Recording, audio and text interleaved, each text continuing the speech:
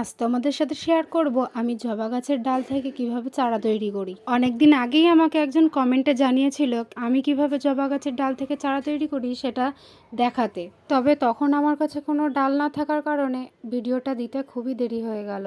আমার কাছে সাদা জবা ছিল না বলে আমি সেটারই একটা কাটিং নিয়ে এসেছি আমাদের পাড়ার একটা বাড়ি থেকে। এর আগেও আমি 2-3 বার এই সাদা জবার ডাল থেকে চারা তৈরি করার চেষ্টা করেছি, তবে আমি সফল হইনি। এবারটা দেখি, তোমাদের সাথে শেয়ারও করব যে আমি সফল হচ্ছি কিনা। প্রথমেই ডালটাকে আমি ছোটোভাবে কেটে নিয়েছি, মানে ওই ধরো 1 বিঘ।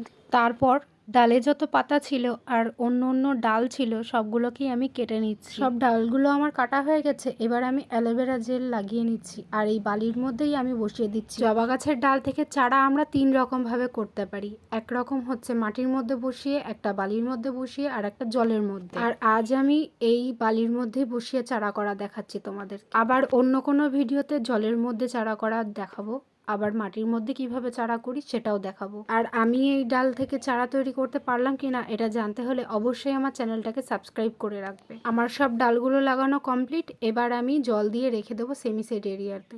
আজ তবে আসি, দেখা হচ্ছে পরের ভিডিওতে। টাটা সবাইকে।